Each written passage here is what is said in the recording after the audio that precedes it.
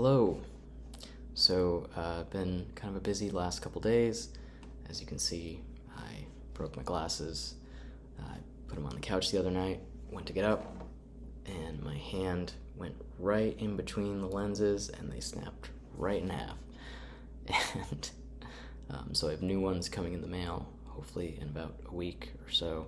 But I wanted to do a quick lesson about open chord progressions and how to make them sound more musical, more professional, and just adding some nuances that'll just make them pop more. So I'm going to play a progression in the key of C, C, F, and G. I'm going to play it in a very simple way, and then I'm going to dress it up a little bit and talk about what I did. So here's the first way. So 3, 4.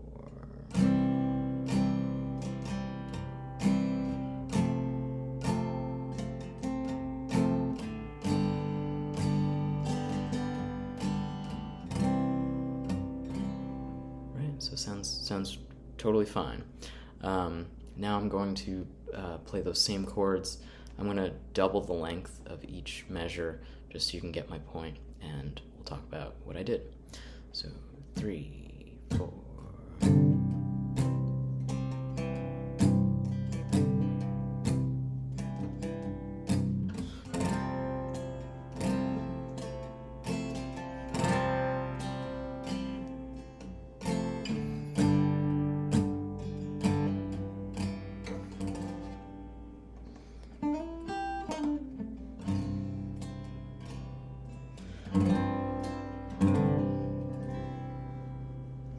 Right, so you can hear a difference even though it's the same chords, C, F, and G on a chart. But there's a couple things that I did, a couple concepts to talk about. So one is harmonically, I'm making some very slight alterations to the chords. I'm adding some color notes just to kind of spice it up a little bit. There's a lot more thought to dynamics and open versus muted chords. And the third concept is with the strumming hand, not hitting all the strings in a chord on every stroke. That's a really important one, and to me that's one of the most important concepts that kind of takes you from that beginner intermediate level to like just that next step with playing these simple chord progressions. So let's talk about the chord alterations first. So the first time around I was just playing a C major chord, and the second time around I was adding this low G. So notice it gives you like this big low end boost. It has power and depth, and I just love the sound of that low G on the C chord. So G is already in the chord. We have an open string here, so we're just doubling that. The other thing that sometimes I'm doing is I'm hammering on. So all that is, I have a D note that resolves to an E in the chord. So that's a really cool technique to use. That's what I was using on the F chord as well. So on the F chord, instead of just playing F like this or like that, right? I'm going to use an open G. So I'm going to take the third, F, A, C, A is the third, and I'm going to lower it to the second, which is G. So in this chord, I'm playing F, C, F, G, C, E, an F major 7, 9 chord. Really beautiful. And then on the G chord, instead of just playing a G, I voiced it like this, which a lot of rock players do this, a lot of bluegrass players do this. It basically makes it a G power chord, G, D, G, D. And I kind of did a walk up, D, E, F.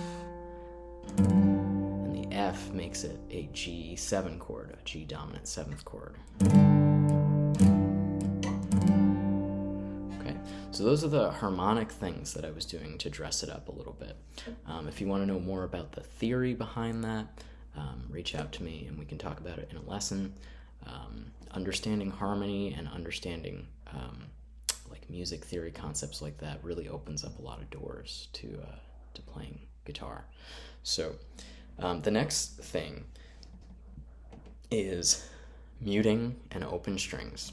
So if I'm going to play my C over G chord, and I'm going to palm mute.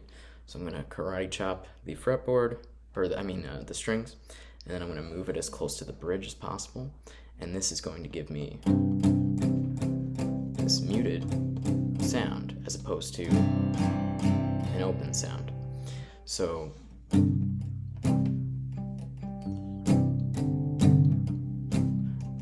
that's a really cool, that's what I was doing in that second example. So I was going from muted to open and muted to open. So check out how much the open, it makes you feel something like when I switch to it. Watch. So I'm going to switch on the F chord to open.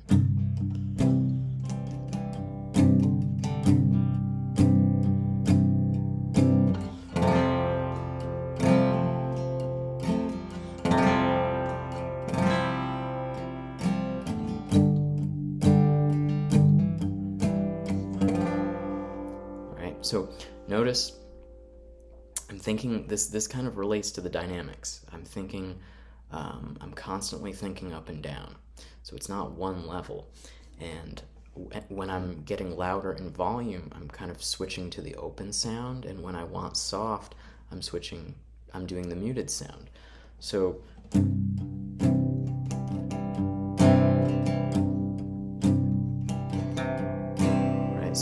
it's a constant ebb and flow. The other thing that I'm doing that enhances this even more is like where I'm picking on the string. If I'm picking close to the neck or if I'm picking close to the bridge, right? Notice when I switch to that F chord and I have the open and not the muted sound, I'm also strumming very close to the bridge. Check out the difference. I'm going to do it here and then I'm going to do it on the bridge. So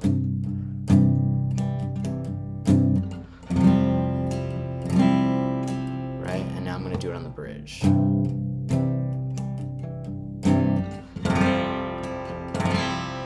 I mean, that's like night and day. So you get this jangly, more treble sound close to the bridge, and it makes it pop more. As opposed to here, which is darker. So understanding that and I'm never strumming in just one place the whole time. It's always moving, right? So thinking about dynamics, muting versus not muting, and where you're playing on the string, these are all things that are going to make these simple chord progressions pop more. And then changing the chords very slightly by adding color tones.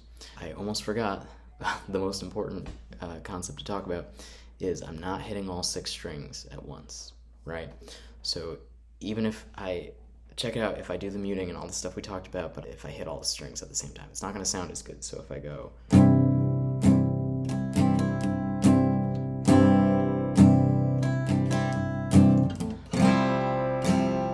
right, that had that lost the effect that it had before. Because before, I hit all 6 strings and it felt different because on the C chord I wasn't playing a lot of strings. I was just strumming these bottom 3 and then using the middle strings to add some texture. Right, I'm not going, right, that it sounds clunkier and it doesn't have, it loses the dynamics, right? And so this allows you, when you do play all the notes in a string, the notes in a chord, you feel it. It's noticeable, right? So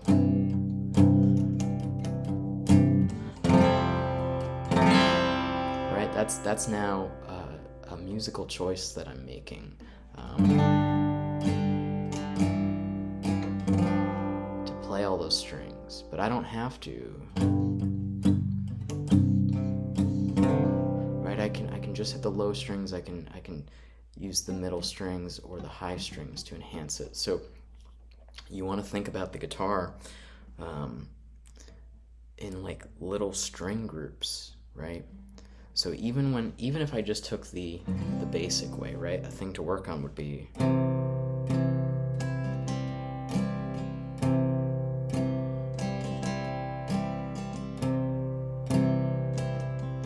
on your downstrokes, I'm just hitting 2 strings, and then on the upstrokes, I'm just hitting the high strings. So that's a really good thing to practice instead of, which there's a time and a place for that. You know, there's some music that you need that.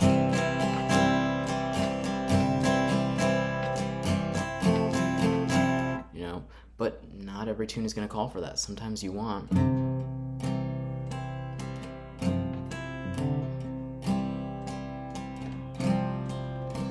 right? So to recap, we changed the chords slightly, added some color notes.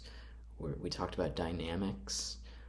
We talked about muted versus open strings, and we talked about not playing all 6 strings or all 5 strings at one time, thinking about the strings in terms of groups. All these things are going to transform these seemingly simple progressions and add a layer of complexity that will take it to the next level. There's always stuff to learn in these seemingly simple concepts. You know, we learn these open chords at the beginning of playing guitar, but there's so much nuance to continue working on. You know, I still practice. I've been practicing playing bluegrass rhythm guitar, and it's just like, you know, there's so much nuance that you could work out. It's so much more than just playing the chord shape. So good luck practicing, and thanks for watching. Subscribe, and thank you.